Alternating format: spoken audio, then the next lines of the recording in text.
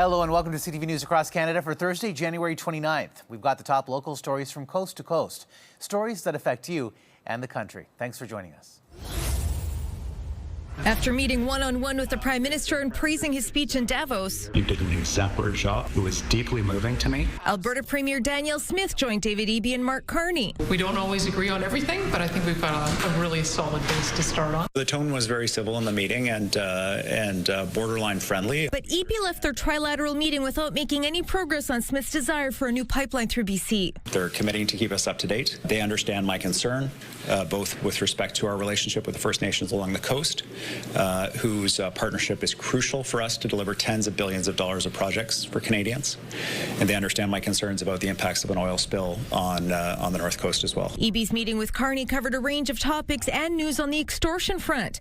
The Premier says the PM is committing to more federal police in the Lower Mainland as the gunfire and threats continue almost daily. We have a shared commitment through our ministers to ensure a meeting of police chiefs from key provinces affected by this issue, 4 different provinces, as well as national police at Green Timbers in Surrey within the next 2 weeks. The Council of the Federation meetings between premiers It's going to be an exciting couple days as we happen at least twice a year and allow them to join forces in lobbying the feds on mutually important issues. That includes cabinet ministers as well. I'm going to be meeting a number of them. There's projects of national interest. There are certainly issues on energy, on mining. Music to Eby's ears given his focus on natural resources. In just the last 30 days, we had final investment decision on $3 billion in mine expansions or new mines starting in the province. We expect this to continue. Penny joins us now. They've been covering a lot of issues. Penny, so what's next for Eby and the other premiers? Well, tonight, Carney was going to be hosting them for a dinner ahead of a First Ministers meeting tomorrow. That's where they're expected to discuss a G7 finance meeting that recently wrapped up and the status of CUSMA negotiations. The free trade deal between our country, the U.S. and Mexico is up for renewal this summer, and talks have already been taking place, Mijung. Okay, we'll watch and see what happens tomorrow. Thanks, Penny. You bet. I felt the house shake, the roof and everything, and yeah, that was about it. All the windows, you'd feel them shaking back and forth. The epicenter of the 3.7 magnitude earthquake was just outside Orillia in Brecken. A fairly shallow event with a depth around 2 kilometers, and this was very widely felt.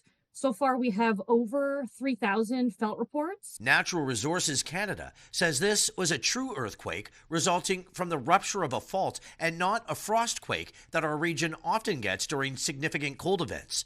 While it only lasted a few seconds, people we spoke with today say it certainly caught their attention just before bedtime last night.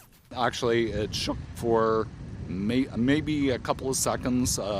It was enough to, as I said, get us all out of bed. Felt like a truck hitting the house is what it felt like. I live in Bolsover, so around the corner, and kind of jumped out of bed thinking, you know, what had happened, but then it was quiet. So my husband said, well, it was probably snow load coming off the roof because we have a metal roof. Some people thought it was a pressure crack exploding on the lake. Others thought perhaps it was a nearby quarry. Even the mayor was startled when he felt it. I was literally sitting in my living room watching TV when the house shook, and I thought, did my implement shed just cave in because of all the snow we've had? And I thought to myself, no, it felt more like a blast. No damage or injuries have been reported. A few moderate-sized events have occurred in the region in the last 100 years, but the only one similar in the last 25 years was in Owen Sound in 2005. Yeah, so this region, this kind of southern Ontario Great Lakes region, has a very low background level of seismicity. It is not a very active seismic zone. Now, for the record, the magnitude of the earthquake was registered at 3.7. More than 2,500 people called in to say they felt it, and it was felt from Kingston all the way out to St. Catharines. Rob Cooper, CTV News, Brecken. These are important public services. We rely on them. Tense times for public sector workers, as many like Daphne Chan learn they will soon be without a job. I was more in shock at first, and then it was last Tuesday, and then later on during the week, I actually felt quite depressed and upset and almost sick. She is one of thousands of workers impacted by the latest round of job cuts. Cuts union leaders warn will impact services, from old age security to employment insurance. These programs are the lifelines, and when the government cuts jobs at Employment and Social Development Canada, it isn't just cutting workers, it's cutting support for people at their most vulnerable moments. The federal government is ramping up its efforts to cut 28,000 jobs over the next 4 years, sending more than 18,000 workforce adjustment notices to workers across 30 departments and museums, 15,000 of which were sent in just the past 2 weeks. It's really tough at work, and the morale is really not good. These cuts in the National Capital Region are going to deeply touch not just the individuals, but their families and their communities. The rich got charity, Canadians got austerity! Wednesday's rally calling on the federal government to share details on how services and programs could be affected. It's just going to be tough because people are already complaining that the services aren't already good. So then if mass cuts, I don't know how the services are going to get any better. Union leaders accusing the federal government of leaving Canadians in the dark. This government needs to be very clear with the public on how many programs and services will be affected by the result of these reckless cuts. Now, the federal government is looking to save $60 billion over the next 4 years through this comprehensive expenditure review. Again, part of that plan is by cutting 28,000 jobs from the public sector. Patricia. CTV's Austin Lee live for us tonight. Celia Johnston was finishing up maternity leave and just a week away from returning to work when she got the news she'd been laid off. I was excited to go back to work. I've worked hard for my career. I enjoyed my job, so I was looking forward to going back to work, seeing my colleagues. She immediately filed a claim for employment insurance, but couldn't believe what she was told. It took them 2 full months to get back to me to let me know that my case was declined. Johnston was told while on maternity leave she hadn't accumulated enough insurable hours. And that's what EI bases their claims off of. So you need to have at least 600 insurable hours, and because I didn't work that year, I did not make any. It's something that you pay in for your whole career, and then when you need it, it's not there. So it's incredibly frustrating. Her situation is not unique. Human resources specialist Annie Boilard says she hears of an increasing number of cases just like Johnston's. For maternity leave, there is something in there that tells us it's kind of unfair because it's related to the amount of weeks that the person has not worked. That's why they are not eligible at the end of the maternity leave.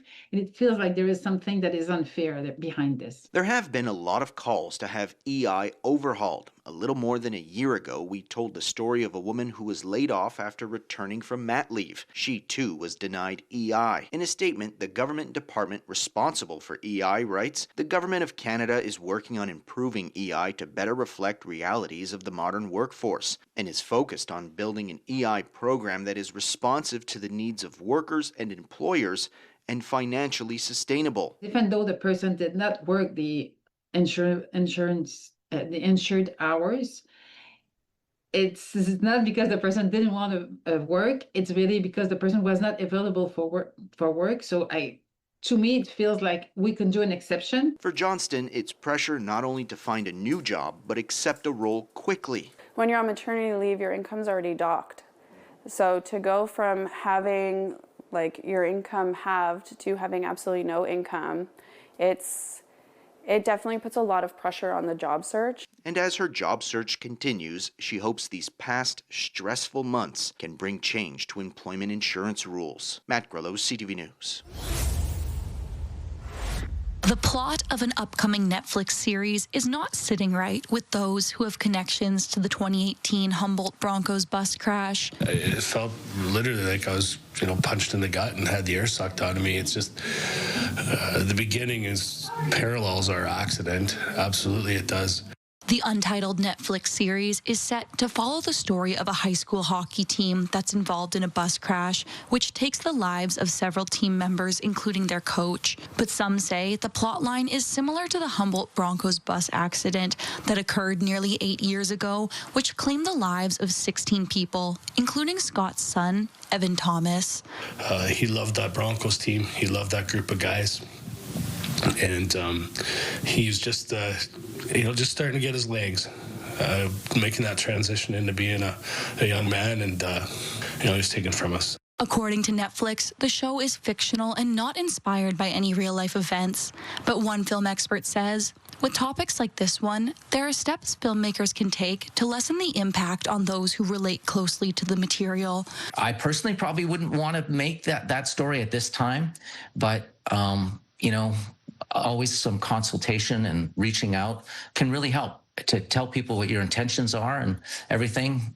Give the families an advanced screening, keep them in the loop so they know that could avoid a lot of people feeling hurt. Thomas says there are stories worth telling which stem from the tragic events on April 6th of 2018, but the details released so far describe the Netflix series as a, quote, heartwarming story where the team then looks to rebuild with the coach's widow leading the way. But Thomas says that's far from the realities that Broncos families are facing. If Netflix is trying to turn this into a typical Hollywood ending that is so far from the reality of what any of us is going through, I think that's completely unfair.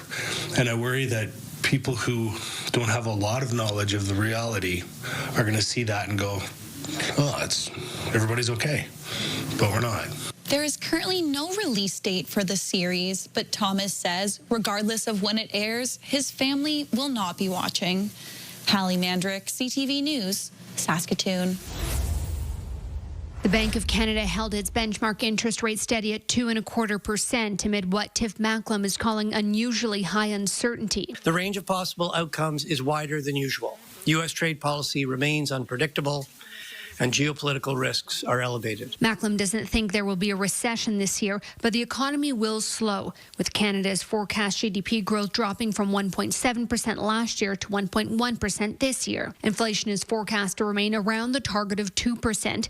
Meanwhile, a Big Six bank boss shared a more positive outlook at a Calgary Chamber of Commerce event. I believe it is time to bet on Canada. After years of underinvesting, our government in Ottawa now has an economic agenda. We have an extraordinary opportunity to rebuild our economic sovereignty and become a relevant player. The province is doing its best to sell itself as a place to invest, touting the highest rating nationally for red tape reduction, according to the Canadian Federation of Independent Business. Our economy right now is absolutely doing so well. Last year, we created 25% of the private sector jobs in this country, and we're only 12% of the population. I would say that we're punching above our weight class, and a lot of it has to do with the regulatory burden that we've eliminated. Calgary Economic Development is also working to shift external perceptions of Calgary amid international trade tensions. A recent survey found we are the top destination for American talent to relocate to, with a 19% increase year over year in the number of overall respondents saying they'd move to Calgary. We've always been the energy capital of this country. We always will be, but we're seeing other sectors start to take hold now, and the rest of the world's starting to see that. And so for us, that's pretty exciting to see that. We're seeing more capital come in, more talent come in, which is going to diversify our economy for the long term, which is going to give Calgarians even more opportunities to build a career and a life. Jacqueline Wilson, CTV News, Calgary. Right in the middle of the academic year, a surprise announcement. The province is winding down programs at the Manitoba Institute of Trades and Technology. It's all due to financial hardship from federal international student caps, which caused a drop in enrollment at the college of more than 55%. It's just not sustainable how it is. On Wednesday afternoon, Minister of Advanced Education and Training, Renee Cable, said MITT is facing severe financial shortfalls. She confirmed that a steep decline in international students at MITT due to federal limits is to blame. Since 2023-24, they've had a net reduction of 61% of their student population. And that's just not, there's no backfilling that. No one from MITT was available for comment today, and the school put up this sign, closed for the day but reopening Thursday. In a statement released online, MITT and the province say selected programs will transfer to Red River College Polytech. RRC Polytech confirmed this in a statement, but did not say which programs will overlap. MITT currently lists 23 programs on their website, everything from culinary arts, automotive, and hairstyling. Minister Cable assured current students that they will be able to graduate over the remaining program period. I would say, I see you, and we got your back. We're working together, bringing people together to come up with solutions that will ensure that folks get the training they need and that there's as little disruption as possible. According to MITT's 2024 annual report, there were 4,600 students enrolled that year. The province said 386 staff are currently working and may be impacted over the coming year. CTV News Winnipeg reached out to the federal government for comment. We have not yet heard back. Mayor Scott Gillingham released a statement on Wednesday saying the winding down of MITT is a clear example of how sudden federal changes to immigration and international student rules can land hard at the local level. So, Joseph, how are the industries that take on skilled workers reacting to this news? Merrily, Manitoba Heavy Construction Association CEO and President Chris Lawrence said this is a blow to the construction industry as MITT trained carpenters, welders, and electricians. He says this will have a huge impact on the industry going forward. All right, thanks for this, Joseph. Even on a cold, wintry day, the city of Toronto is a destination hotspot. Where are you from? I'm from Korea. I'm basically from Nova Scotia. I'm studying there. We are from Australia. Toronto tourism is looking to build off a banner 2025. Last year, more than 28 million people visited the city, spending over $9 billion. From the Toronto Blue Jays World Series run to the Toronto International Film Festival, this was the highest tourism generating year in Toronto's history. Especially in this era of a lot of volatility, a lot of export sectors are really struggling right now, but tourism is proving to be a very resilient sector. Domestic tourism was also up as trade tensions continued throughout the year. Fewer Canadians were crossing south of the border. That led to a 3% hike in interprovincial travel, equaling 25 million visitors. South Surrey, which is just south of Vancouver, near the Canada-US border. This boys basketball team are visiting from the West Coast and just wanted to throw snowballs and take in iconic landmarks. This square, it's iconic in Canadian architecture, but also the Toronto sign, so it's a great spot to come and take photos and build some memories. But it wasn't just fellow Canadians coming into the city. International travelers were the fastest growing segment last year, jumping 8%. That's 1.4 million visitors. Take this young lady from Brazil, for example. It's my first time seeing snow, actually. So it has been a challenge, but it has been great. And this gentleman from Australia. First time to Toronto. I like the path. It's quite interesting as well, you know, the end of the city. Looking ahead to 2026, the FIFA World Cup will showcase the city to a whole new audience worldwide, and not just those who come to watch a game. That's 1 billion people around the world seeing Toronto in mid-June. City will look great, the energized. That's commercial time you just can't buy. The hope is there will also be a ripple effect, intriguing visitors to other communities like Niagara, Muskoka, and Ottawa, boosting tourism for years to come. Rahim Ladani, CTV News. Long lineups at polling stations were a common experience during the October election. In some cases, too long for voters to wait. Well, we didn't get to vote. I have to go to work, so we had to leave because we got here and registered or filled out the form. And a long lineup ahead of us. A new report by the city auditor finds frustration was high for both voters and staff as they adapted to new provincial requirements. These challenges centered primarily on difficulties with the computer system, potentially stemming from inadequate training, technical issues, or human error, and struggles with accurately completing the necessary worksheets and forms. A preliminary review by Edmonton Elections also highlights issues for staff. Specific feedback from election workers suggested that more hands-on training in the use of the electronic electors register, as well as completion of the forms, was needed. None of what they identified would have materially impacted the outcome of the election, but nevertheless, we have clear work that needs to be done. The reports find Edmonton Elections was short-staffed by about 1,200 people, with many workers handling multiple jobs. On election day, I saw my scrutineers talking about how they could see that people didn't know how to use the computer system. There was a lot of confusion. All of those experiences were true. Councillor Tu Parmar was elected after a recount in her ward. While she's confident in the results, she's not sure the audit fully captures the election day confusion. I don't know if what I experienced is in there because it says 93% of stations had minor issues. So I'm actually not sure if my ward was the 7%. Mayor Knack also takes issue with the provincial requirement to hand count ballots, which meant results were not published on Election Day. The province is doing its own review. Meanwhile, councillors will discuss the audit next week. Jeremy Thompson, CTV News, Edmonton. On January 14th, Lake Huron was almost a wide-open lake with about 10% ice coverage. By Monday of this week, Lake Huron was more than half covered in ice, a 45% increase in a little over a week. We've seen this cold air really over the last 10 days has been significant in terms of freezing. So we've seen these numbers come up drastically. Cold air blowing over the relatively warm and open waters of Lake Huron has led to a steady stream of lake effect flurries and snow squalls from Midwestern Ontario since really December. So now that Lake Huron is more than half frozen, will the lake effect flurries end? So anytime you get the lakes freezing over, that will shut down the lake effect snow.